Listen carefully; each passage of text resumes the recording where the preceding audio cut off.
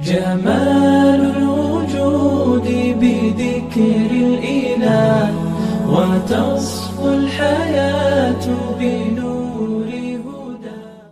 بسم اللہ الرحمن الرحیم نحمدہ ونصلی علی رسولہ الکریم.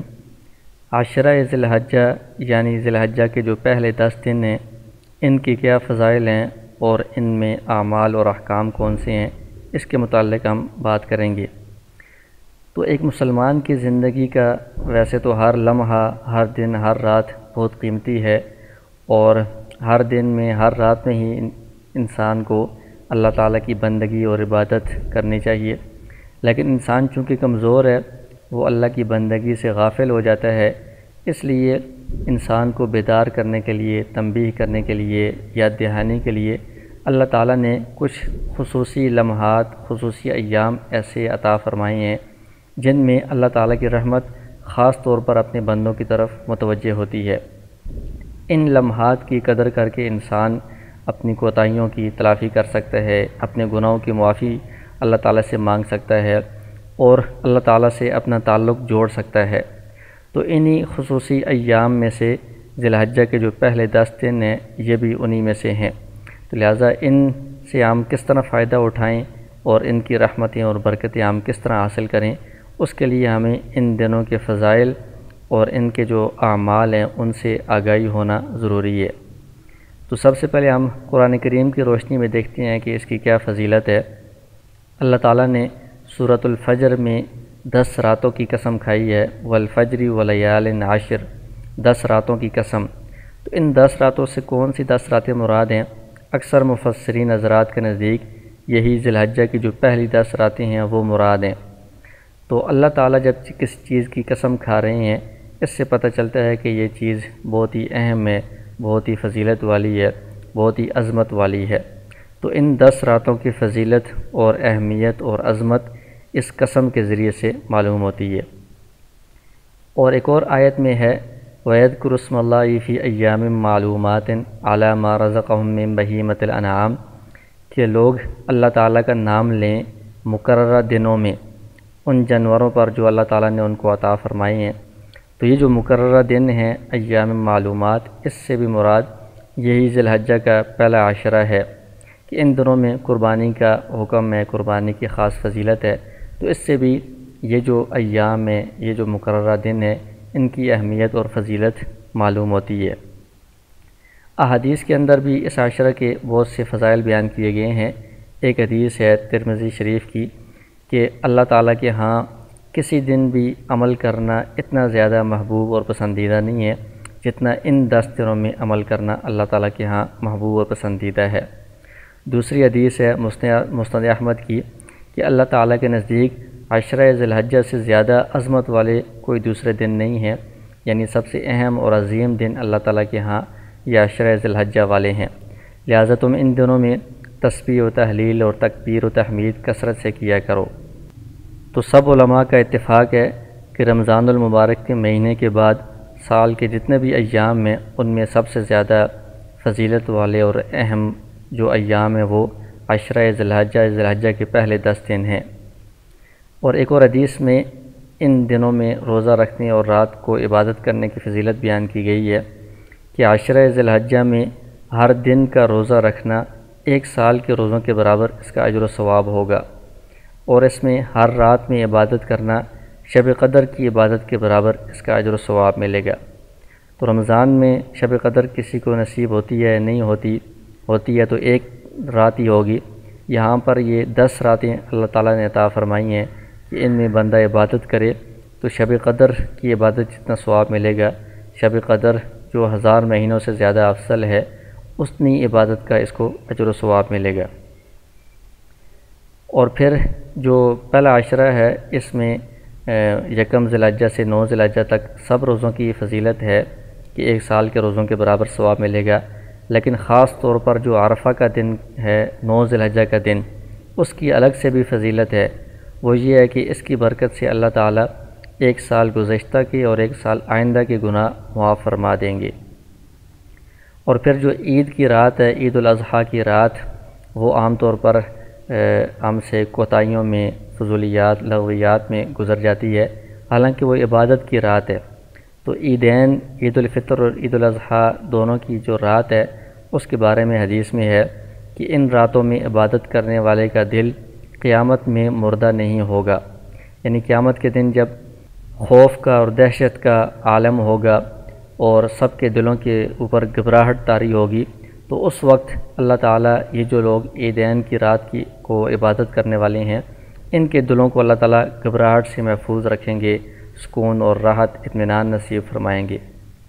اور ایک اور روایت کے اندر یہ ہے کہ 8 ذی الحجہ کی رات، 9 ذی الحجہ کی رات اور عیدین کی رات، 15 شعبان کی رات، یہ 5 راتیں ہیں۔ ان 5 راتوں کو جو بندہ عبادت کرے گا اس پر جنت واجب ہو جائے گی۔ تو ان 5 راتوں میں سے 3 راتیں اسی عشرہ ذی الحجہ میں آ رہی ہیں، 8 ذی الحجہ کی رات، 9 ذی الحجہ کی رات اور عید الاضحیٰ کی رات۔ اب یہ فضائل تو ہمارے سامنے آ گئے ہیں، اب ان فضائل کو ہم کس طرح حاصل کر سکتے ہیں، ان فوائد کو، اللہ تعالیٰ کی رحمتوں کو، برکتوں کو ہم کیسے سمیٹ سکتے ہیں، اس کے لیے ہمیں ان اعمال کا اہتمام کرنا ہوگا۔ ان میں سب سے پہلی چیز یہ ہے کہ ہم اپنے گناہوں سے سچی توبہ کریں، جتنی کوتاہیاں نافرمانیاں ہوئی ہیں اللہ تعالیٰ کے سامنے گڑ گڑا کر معافی مانگیں اور آئندہ گناہوں سے بچنے کا پکا عزم کریں۔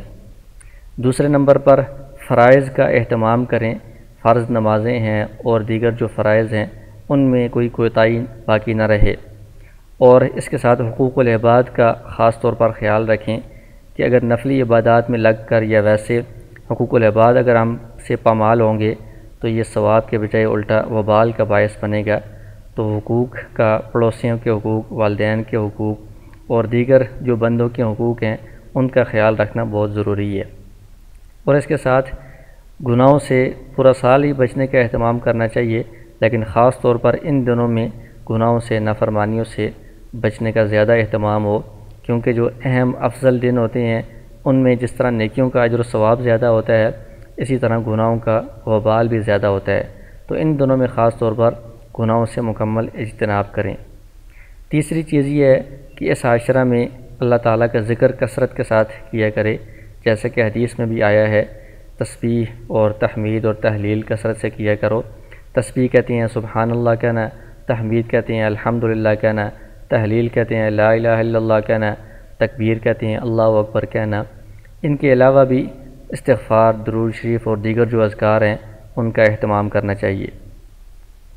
اور چوتھی چیز یہ ہے کہ ذی الحجہ کے جو پہلے 9 دن ہیں ان 9 دنوں میں روزہ رکھنے کا اہتمام کرنا چاہیے، جتنے دن بھی ہو سکیں۔ لگاتار ضروری نہیں ہے، ایک دن رکھ کر ایک دن وقفہ کر کے اس طرح بھی رکھا جا سکتا ہے۔ جتنا آسانی سے ممکن ہو ان دنوں میں روزہ رکھیں کہ ایک روزے کا ثواب 1 سال کے روزوں کے برابر ہوگا۔ خاص طور پر جو 9 ذی الحجہ کا دن ہے، عرفہ کا دن ہے، اس دن روزہ رکھنے کا زیادہ اہتمام ہو، کیونکہ اس کی زیادہ الگ سے بھی فضیلت آئی ہے۔ اس میں ایک اہم بات یہ ہے کہ اگر مختلف ممالک میں عرفہ کا دن الگ الگ ہے، یعنی جو 9 ذی الحجہ کی تاریخ ہے وہ ایک ملک میں الگ دن میں ہے، دوسرے ملک میں الگ دن ہے، یعنی چاند کے اعتبار سے تاریخ مختلف ہو گئی ہے، تو اب کون سے دن میں روزہ رکھنے سے یہ فضیلت حاصل ہوگی؟ تو اس کا جواب یہ ہے کہ ہر شخص جہاں پر بھی ہے وہ اپنے ملک کے اعتبار سے 9 ذی الحجہ کی جو تاریخ ہوگی اس میں وہ روزہ رکھے گا تو اس کو عرفہ کے روزے کی فضیلت حاصل ہو جائے گی۔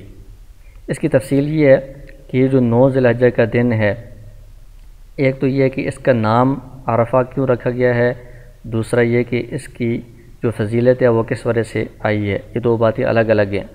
تو 9 ذی الحجہ کا جو دن ہے اس کا نام عرفہ اس لیے رکھا گیا ہے کہ اس دن میں جو حجاج کرام ہیں، حج کرنے والے، وہ عرفات میں وقوف کرتے ہیں 9 ذی الحجہ کے دن، تو اس کا نام یوم عرفہ رکھ دیا گیا ہے۔ لیکن 9 ذی الحجہ کی جو فضیلت وارد ہوئی ہے روزہ رکھنے کی، وہ صرف اس وجہ سے نہیں ہے کہ اس دن میں عرفات میں وقوف ہوتا ہے، بلکہ وہ مستقل الگ 9 ذی الحجہ کی تاریخ کی فضیلت ہے۔ جس طرح ذی الحجہ کے جو پہلے 8 دن ہیں ان کی فضیلت ہے، حالانکہ ان میں حج کے مخصوص اعمال نہیں ہیں، یعنی مخصوص اعمال کی وجہ سے وہ فضیلت نہیں ہے، بلکہ ان 8 دنوں کی الگ سے فضیلت ہے۔ اس طرح جو 9 ذی الحجہ کا دن ہے اس کی بھی جو فضیلت ہے وہ حج کے وقوف کی وجہ سے نہیں ہے، بلکہ یہ الگ مستقل فضیلت ہے۔ تو یہ فضیلت 9 ذی الحجہ کی جو تاریخ ہے وہ جس ملک میں جب بھی ہوگی اس تاریخ کو روزہ رکھنے سے حاصل ہو جائے گی۔ نام کی وجہ سے عموماً یہ شبہ ہوتا ہے کہ اس کا نام یوم عرفہ ہے، اس دن کا نام، لہٰذا جس دن عرفات میں وقوف ہوگا اس دن روزہ رکھنا چاہیے۔ تو سعودیہ میں جو 9 ذی الحجہ کی تاریخ ہوگی اس دن پوری دنیا میں کسی بھی جگہ روزہ رکھنے سے فضیلت حاصل ہوگی۔ ایسی بات نہیں ہے، یہ غلط فہمی ہے، کیونکہ اس کا نام تو اگرچہ عرفہ اس لیے رکھا گیا وقوف کی وجہ سے، لیکن فضیلت وقوف عرفہ کی وجہ سے نہیں ہے، فضیلت 9 ذی الحجہ کی اپنی ہے۔ تو 9 ذی الحجہ کی تاریخ جس ملک میں جب بھی ہوگی اس میں روزہ رکھنے سے فضیلت حاصل ہو جائے گی۔ پھر اس میں ایک اور بات یہ ہے کہ عشرہ تو 10 دنوں کو کہتے ہیں، لیکن روزہ صرف پہلے 9 دن ہی رکھا جائے گا۔ جو 10واں دن ہے عید کا دن، اس میں روزہ رکھنا ممنوع ہے۔ اسی طرح عید کے دوسرے اور تیسرے دن بھی 10 ذی الحجہ، 11 ذی الحجہ، 12 ذی الحجہ، ان 3 دنوں میں روزہ رکھنا شرعاً ممنوع ہے، جائز نہیں ہے۔ یہ 3 دن اللہ تعالیٰ کی طرف سے ضیافت اور کھانے پینے کے لیے ہیں۔ 5ویں چیز ہے تکبیرات تشریق کا اہتمام کرنا چاہیے، جو اسی عشرے میں 9 ذی الحجہ سے شروع ہو جائیں گی۔ اس کی مزید تفصیل الگ ویڈیو میں ہم بیان کریں گے۔ 6ٹھی چیز ہے قربانی کرنا ہے، اسی عشرے میں 10 ذی الحجہ سے شروع ہو جائے گا۔ قربانی کے فضائل اور مسائل بھی الگ سے ہم انشاءاللہ بیان کریں گے۔ 7ویں چیز یہ ہے کہ قربانی کرنے والا جس کا قربانی کرنے کا ارادہ ہو، جیسے ہی ذی الحجہ کا چاند نظر آئے اس کے بعد اس کے لیے مستحب یہ ہے کہ وہ قربانی کرنے تک اپنے جسم کے کسی حصے کے بھی بال اور ناخن نہ کاٹے۔ تو ذی القعدہ کے آخر میں یعنی ذی الحجہ کا مہینہ شروع ہونے سے پہلے ہی اپنے بال اور ناخن کاٹ لینے چاہیے، تاکہ 10 دنوں میں انتظار کرنے میں زیادہ بال اور ناخن زیادہ نہ بڑھ جائیں۔ اور دوسری بات یہ ہے کہ یہ مستحب ہے، لہٰذا اگر کسی قربانی کرنے والے نے بال کاٹ دیے، ناخن کاٹ دیے، تو اس پر کوئی ملامت نہیں کی جا سکتی، کوئی نکیر نہیں کی جا سکتی، یہ مستحب عمل ہے۔ اور اس میں ایک اہم بات یہ ہے کہ یہ جسم کے جو غیر ضروری بال ہیں ان کو کاٹنے کی جو زیادہ سے زیادہ حد ہے وہ 40 دن ہے۔ تو اگر کسی کے 40 دن پورے ہو گئے ہیں تو اس کے لیے مزید قربانی تک انتظار کرنا یہ ٹھیک نہیں ہے، درست نہیں ہے، بلکہ اس کو فوراً اپنے بال صاف کرنے چاہیے۔ اگر وہ انتظار کرے گا تو گنہگار ہوگا۔ تو 40 دن سے اگر ہو گئے ہیں یا اس سے زیادہ تو فوراً بال صاف کرنے چاہیے، ناخن کٹوانے چاہیے۔ کسی کے تھوڑے دن ہوئے ہیں، کم دن ہوئے ہیں تو وہ قربانی تک انتظار کریے، اس کے لیے مستحب ہے۔ اللہ